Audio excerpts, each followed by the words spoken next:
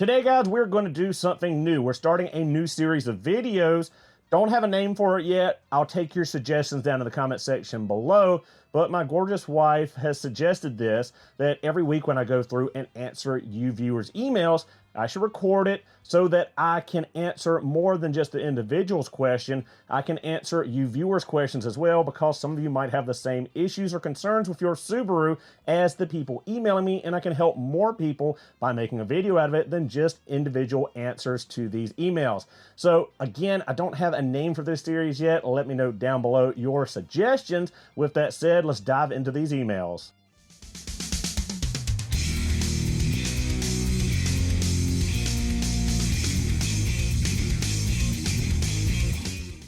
So guys, let's go ahead and jump into the emails. I should put myself up in the corner and put the email on the screen, and any kind of information from service manual or any kind of pictures that help answer the email, I'll try to edit in as we go. So starting off, I believe we've got about 24 emails. We'll try to get through these as quickly as possible and as many as possible and get them in order. So first, we've got a question on oil. I have a 2025 Forester non-turbo, and was told by the dealer that if I didn't go with the zero weight oil, it could void the warranty if anything happens. I'm having the oil change done at the dealership. First change at 4,000 miles. I'm in Ohio. I'm old school and believe 5W30 should be ran.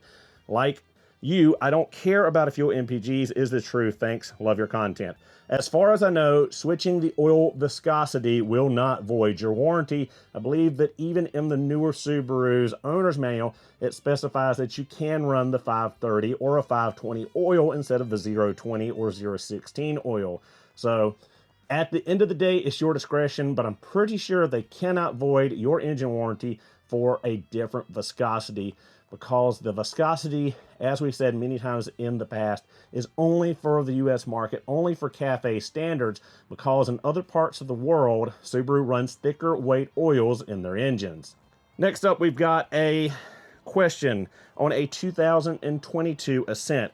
Hello, Mr. Subaru. I have a 2022 Ascent with 65,000 miles. I was changing the oil on it today, and I noticed some oil residue up around the backside of the oil pan. I tried to take a picture of it. The oil dipstick has never indicated a loss. I check it often because of your advice. Are there some things I should check, or any normal places where it leaks like that, or is it an indication of a problem? I will try to attach a photo to the email. Any help you could offer would appreciate. My wife really loves that car. So based on this picture, it's really hard to tell. You need to really take the splash guard down and get under there a little bit better to take a better picture. A lot of times oil leaks at the bottom of the oil pan can be from a higher source leaking down and accumulating there on the oil pan, and that's where you first notice it. It could be an engine rear main seal leak. It could be an upper oil pan leak. It could be a lower oil pan leak. It could be leakage from the cam carriers or from the head gasket, making its way down to the oil pan and collecting. So best advice would be to take the entire under splash guard down. I'm assuming you're out of the factory powertrain warranty, being a 2022, 65,000 miles. So unfortunately, you're not going to get Subaru to eat that cost. But that's where I would look first. Rear main seal, upper and lower oil pan. Look on those parting lines. Look for that seepage. And in some cases, it could be the front chain seal from the CVT, or the seal between the torque converter and the input of that pump on the front of the CVT running down. But more than likely, you see that on the front differential blown back to the oil pan on the CVT rather than accumulating there on the engine oil pan. So I would assume it's something on the engine side of things. Next up, we have a question on how to check oil. Mr. Subaru, I was wondering, so I'm being told there's a specific way to check oil on Subarus due to the filter on top of the engine. This is the service manager telling me from the dealer. I have always been engine off, cold, overnight, best check oil. I checked a video on YouTube from Subaru dealer, says have the engine in operation temperature, shut it off, wait 3 to 5 minutes, then check. My dealer tells me engine off, cold, start engine, run 10 seconds off, then check after 5 seconds. You get different readings on both methods. Which do you believe is correct? I have a 2013 Crosstrek and a 2025 Forester. So, I'm not sure why I get so many questions on checking engine oil levels in Subarus. I got a question last week and I made a little graphic. I'll put it up here. But there are 2 dots on an oil dipstick for a Subaru, a low and a high. If it's at the low bubble, you're about a quart low. High or H, you're full. And then there's like a little half moon dimple out of the dipstick. Now, as far as I recollect, engine cold overnight, you should be at that H mark. Checking your engine hot, with the engine oil hot, it should be up a little bit past that H to that little dimple, that little piece missing from the dipstick, from the oil slightly expanding and oil coming up the dipstick tube as you pull the stick in and out. As long as you're near the H or that dimple, you're perfectly fine, hot or cold. It's pretty nil, the difference between hot and cold. So I don't think it's that crucial, but always more accurate to get a good overall reading of full capacity in the engine when it's been cold overnight, because that oil has had time to drain back out of the heads into the oil pan if it needs to. And that's assuming you're parked on a flat level surface. But overnight, cold first thing will give you the highest reading, or should be the highest reading, as far as letting that oil drain back into the pan. Now, we'll go back and answer these emails to these individuals later. We're just going to speedball them through right now for the video. So we got a question, Mr. Subaru. I have a Subaru Forester Turbo 2015, and it won't run because the AT temp is blinking and the transmission motor sounds weird when I turn on the engine. How I will pay for guiding me fix my unit, sir. I appreciate your help. This is coming to us from the Philippines. So, a lot of times I get emailed questions and it's hard to direct the person or answer without more information or a follow-up email. So the AT temp light blinking could be several different things. As we've seen in the past with CVT issues, the best route is to hook a scan tool up and pull any codes that may be in the transmission. You might have a solenoid issue. You might be low on CVT fluid. There's many different things that could be at play here. You could have a damaged temperature sensor in the valve body. You could have damaged wiring between the CVT and the transmission control module. Really hard to say. We're going to need to follow up on this email and get a little bit more information to direct which way we're going on this. Next up, we've got a 2003 Impreza Outback, crazy maintenance record. This is a follow-up email. Hey, Robert, wondering if you have a favorite year of Foresters or any year that you would avoid. Overall, I'm looking to avoid CVTs best. So this was asking for guidance on purchasing a used Subaru.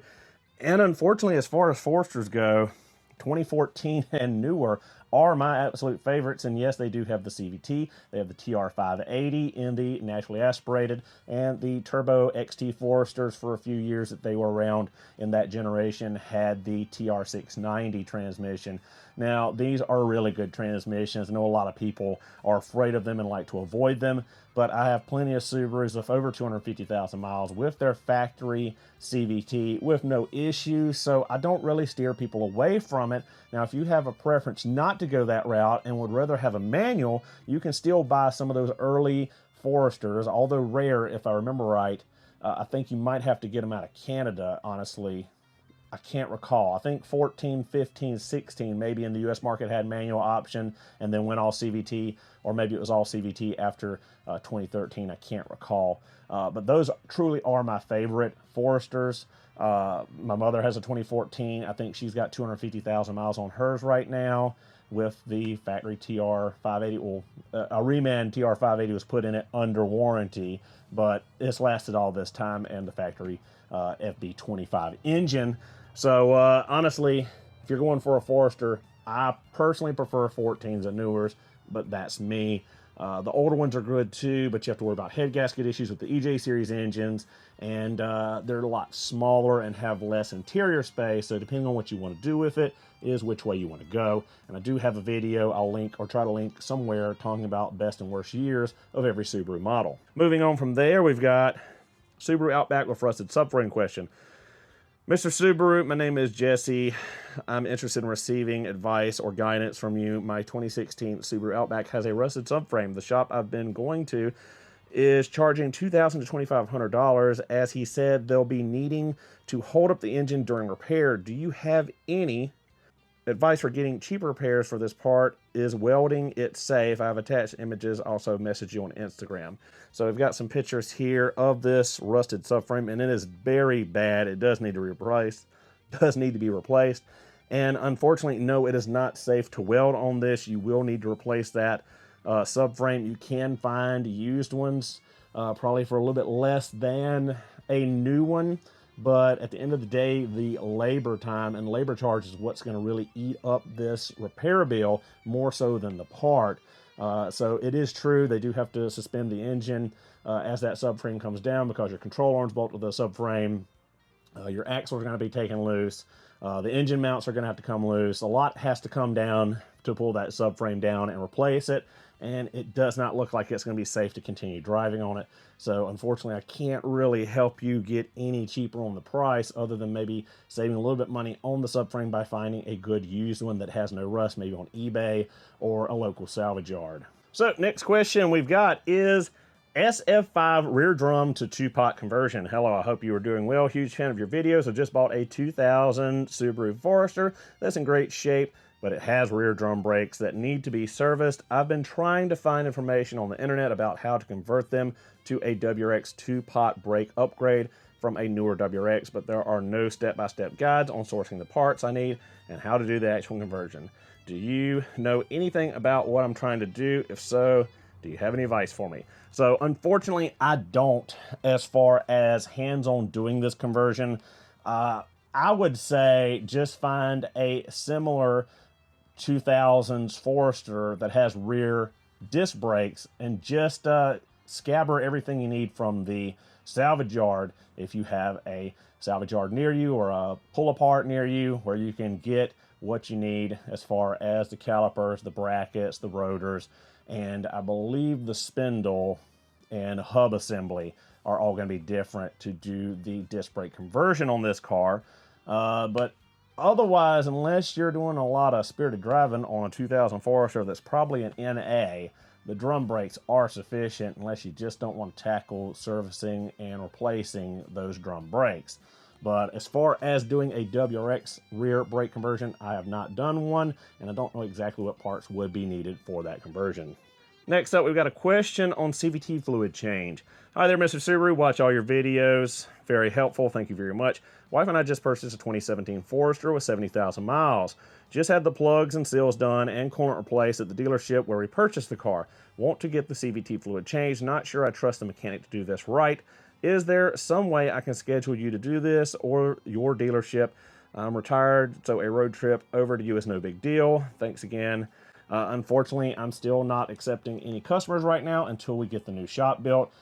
We should be getting our final approval for the mortgage within the next week or two, and it'll still be several months before the shop construction starts and finishes, and then can start accepting in customers.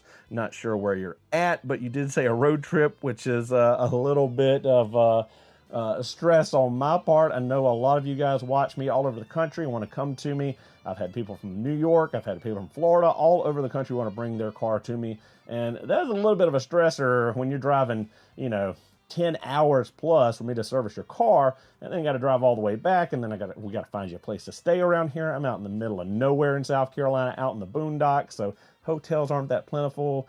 So it's just a big thing. Guys, again, those of you that are in the Carolinas and parts of Tennessee, maybe, perfectly fine if you guys want to come and schedule something once I'm up and going. But you guys wanting to drive clear across country, a little bit much. But I'll get back with you. I'm sure you can find someone local to you to do a proper CVT fluid replacement. But we will go on to our next question now. We've got a question on a VBWRX. Mr. Subaru, I follow you on TikTok and I love your content. I know that you know a lot about Subarus and how their engines work and everything, so I wanted to ask a question if you don't mind. I just blew my cat yesterday, and literally the whole cat came flying out of my exhaust, so I currently am catless without a tune. Would it be safe to drive the car, because I am having to drive an hour down to Subaru or Nashville to get it fixed, or should I have it towed? I don't want to cause any further damage. I'm not exactly sure how in the world you managed to blow the cat out of the car.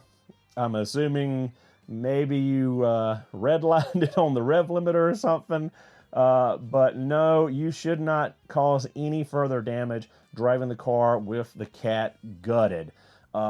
If there was an issue with the fuel system that maybe overheated the cat and blew it out, that would be a concern. But if the cat merely came out, there shouldn't be an issue. But again, a cat shouldn't just come out, so there might be another issue at play. We don't know if you've got a check engine light or have had any drivability concerns. That information would be prudent to advise you whether to have it towed or it would be safe to drive. But if it just blew out, you should be safe to drive without the guts of the cat.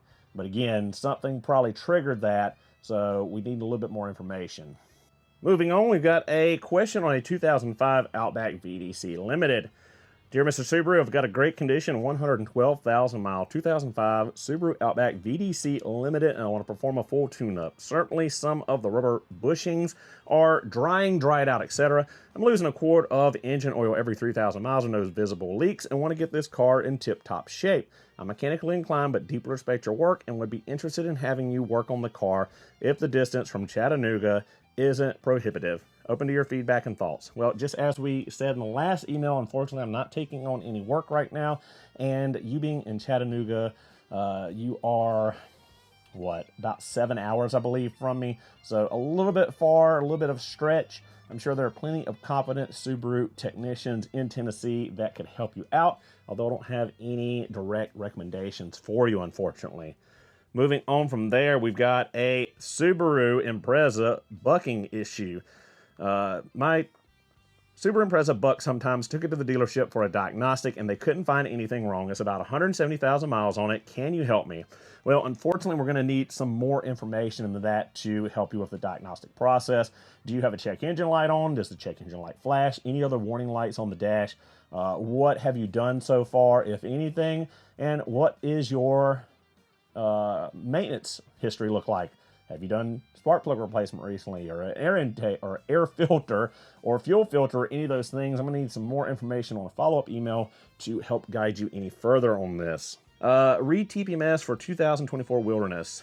Just thought I would let you know that I bought the Top Don TP47. I thought it worked the first time I rotated my tires a number of weeks ago. I just rotated tires again and wanted to make sure they are showing in the proper location. So I let some air out of one tire, which proved that the tire was not relocated. So I went down the rabbit hole, tried the live chat with Top Don, called them. The guy that needs to help me is out until next business day, Monday. He said that the tool is made by ATEC and I could call them. I did. The guy said, nope, your VT47, their part number will not relearn the position on the Subaru because there's no OBD capabilities. So I have a tool that will program sensors but will not assign them to the location, he said. Blah, blah, blah. I'm not trying to be offensive. I just thought you would like to know because I know you do everything you can to give accurate information. Maybe it's my fault for using the wrong terminology because in the email below I used the word reset instead of relearn. But as I stated, I just wanting to correct what a rotation does. I learn from you every week. Thanks for helping us Subaru owners respectfully. So yes, unfortunately, the Top Don TP47 does not do that. It has to be paired with one of Top Don's scan tools. It's mainly for programming new sensors, not so much for the rotation, which I did incorrectly tell you, I believe. I don't know where our original emails were, but we do have an Autel tool we just received this week that I believe will do that, and we'll have a video coming up on it. I played it for a little bit over the weekend on my 2026 Outback, and it was really, really neat, but I haven't really dove into it. It does have OBD capabilities with a wireless dongle, and it's about the size of an iPhone Pro Max, so it's pretty handy, pretty neat, and it looks like it's all contained. I believe it's about $490 on Amazon. But again, we'll get into that tool a little bit later on. Required items to transfer from USDM to JDM 2012 Forester FB25. I cannot thank you enough for all of your I cannot read today, guys. So maybe I slow down a little bit. I cannot thank you enough for all you contribute to help us with our Subies. I would greatly appreciate help with which specific items must be transferred to a JDM engine from my USDM engine. My 2012 FB25 engine has 195,000 miles on it, and the JDM looks, yes, they can be deceiving, like it may be 50, 75,000 miles as advertised. The JDM was said to be from a 2011-2013 Forester, and the supplier is familiar with the changes in 2014, as it looks to be in much better shape. I'd like to retain as many JDM mounted sensors as possible, crank, cam, oil pressure, etc. I don't see any difference in intake manifold, but I've seen that mentioned as required to be transferred. I know I'll have to transfer the below items, but I prefer to only transfer what's necessary. Wiring harness, coil packs, flex plate. I plan to replace the below, but appreciate input on other items. Valve cover gasket, spark plug seals, rear main oil seal, automatic transmission oil pump seal. FYI, the engine came from a JDM engine depot in New Jersey. It arrived in 3 days. They said it would take 4, and was very clean, well wrapped and secured. They shipped last Monday when it was about 5 degrees in New Jersey. Great communication and follow-up. So I have not personally done a JDM engine swap in a USDM vehicle. I know it's very popular because the JDM engines are much cheaper, but you do have to worry about what you're getting, because sometimes these can be coming from flood cars, or you just never know what you're getting with a JDM imported engine. I know on a lot of the turbocharged EJ series engines, you basically had to strip the engine down to a short block. You had to switch over heads, intake manifold, everything from the USDM to the JDM. You were basically just using the engine block halves, the crankshaft, and the rotating assembly with the pistons and the rods. Now, with the FB series engine, I have not seen in person the JDM version of the engine to know what is different. I don't know if the timing chain components are different. I don't know if the sensors are different. I honestly can't tell you because I have not hands-on done the conversion. I would assume as long as you put the two side by side and convert what's different from your USDM to the JDM engine. As far as I recall, a lot of the JDM engines do not have EGR provisions, so a lot of that stuff has to be carried over from the USDM engine. But you can pretty much, or should be able to pretty much eyeball it if you are able to put both of them side by side on the engine stand and just see what's different. If the JDM engine is missing something the USDM engine has, transfer it over. It all should bolt on at least in place.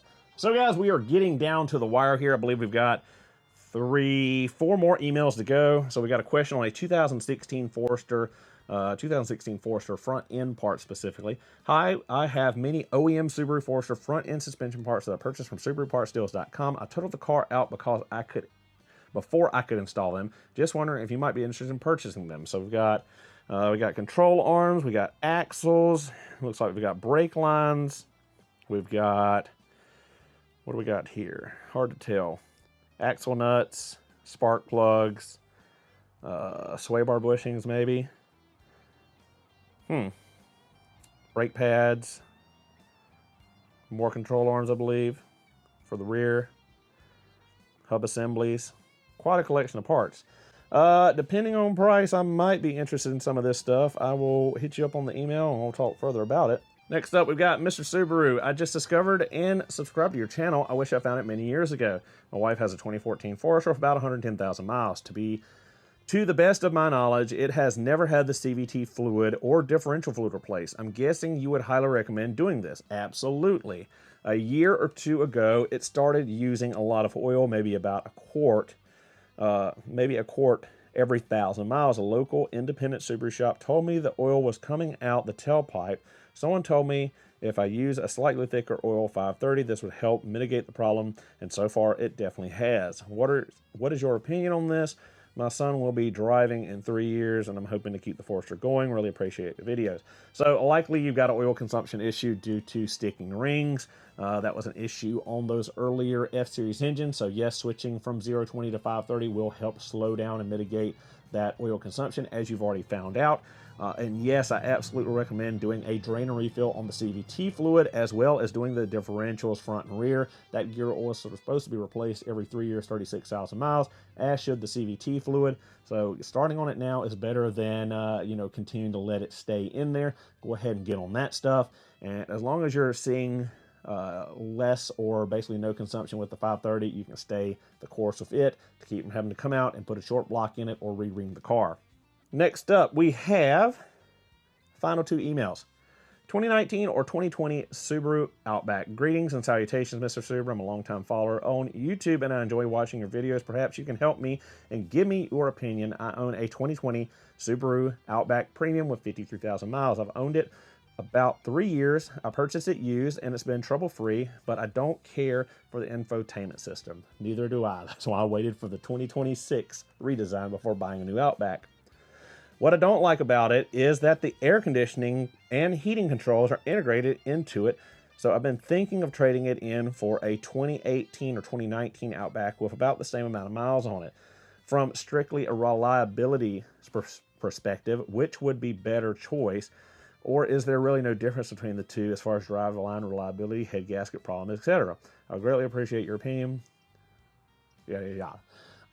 So as far as the differences, the 2020 does have the thermal control valve on it, which is a problematic, expensive repair, whereas 2018 and 2019 Outbacks did not have it. Personally, I like the look of an 18 or 19 Outback better. I like the interior better. And I've got a 2015, which is the same generation with 267,000 miles on it right now, with the factory engine and factory CVT, and still going strong. So as always, any Subaru is capable of surviving a very long time and giving years and years of reliable service as long as it's properly maintained and cared for. So, yeah, personally, I probably would trade out of that 2020 to an 18 or a 19 just because of the interior and not having that thermal control valve to worry about. As far as oil consumption, oil leaks, cam carriers, head gaskets, etc., it's pretty much the same between an 18, 19, or 20, but the 20's got that thermal control valve issue. So I, personally, if it's not going to cost you anything or much of anything, I'd probably trade down. But maybe get yourself a limited 18 or 19 and get yourself out of that premium, get you a nicer trim level or maybe a touring. Successful repair of a 1999 Subaru Forester. Mr. Subaru, I wrote concerning my 99 Forester about a month ago. You declined the work. I finally found a shop willing to do the work. Caught transmission and total car care, diagnosed and repaired it.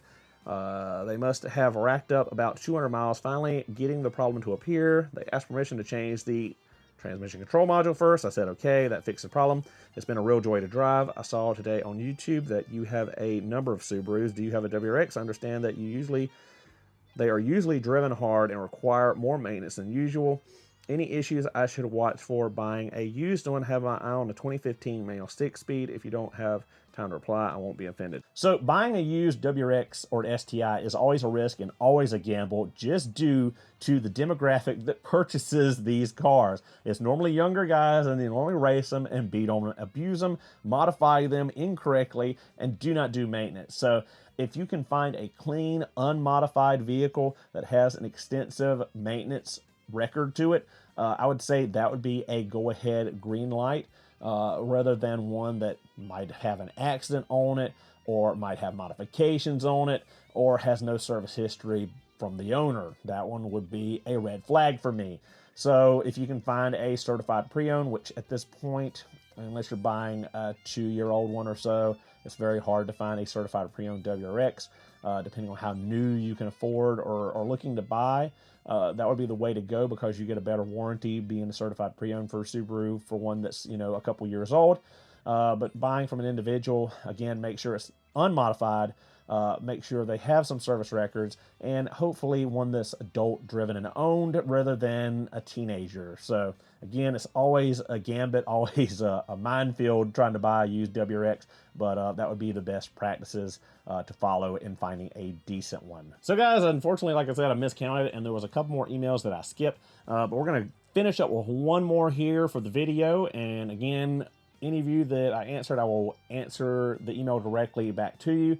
And hopefully some of the issues and concerns in these emails help some of you viewers watching the video today. If it did, let me know down in the comment section below.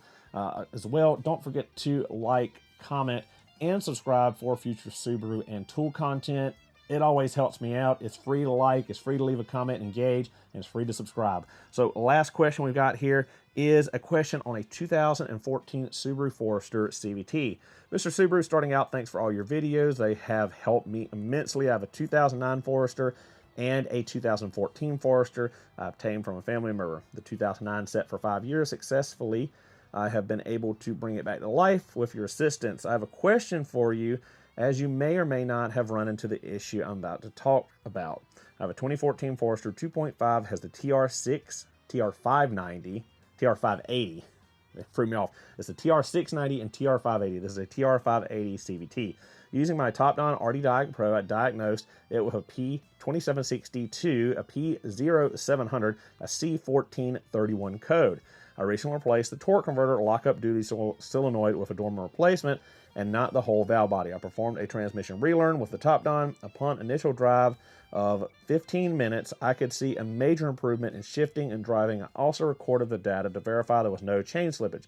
Upon second test drive around where I live, I started driving and the codes all came back. I have CVT fluid still in need of change, ready to go. Edametsu CVT SB2. My only thoughts are possibly the TCM. How would I test this? Bad low fluid, change the fluid, reattempt the relearn. If you have encountered this before or have any insight, thoughts would be greatly appreciated. I'm at a loss right now and just want the wife to have a suitable vehicle. Thanks again.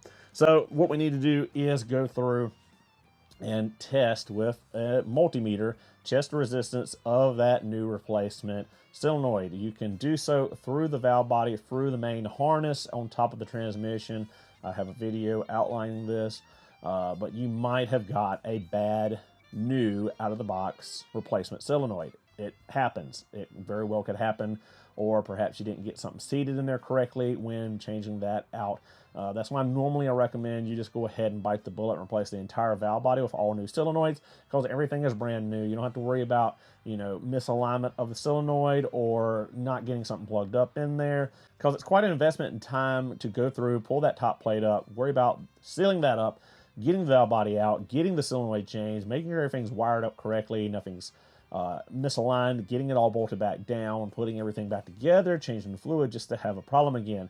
So normally I recommend, like I said, replacing it all at one time. In the past I thought it was planned obsolescence, but it makes sense that when they fail, normally it's higher mileage, and if one solenoid failed, the others could be in short order because they're all the same age. You're going to replace one solenoid, you got a new one with a bunch of old ones, might as well replace the valve body and have everything brand new in there, and you're good for another 150, 170, 200,000 miles, however long you got on the first one. So measure the resistance of that replacement solenoid. Make sure you didn't get a bad new one. Unfortunately, you're probably going to have to take it back apart, but that would be the next steps in trying to figure out the issue. So guys, that does it for this week of answering you guys' emails, you guys' questions. Again, if you've got an idea for what to name this weekly segment I hope to start, let me know down in the comment section below. Once again, thank you guys so much for watching. Hope you enjoyed, and I'll see you in the next one.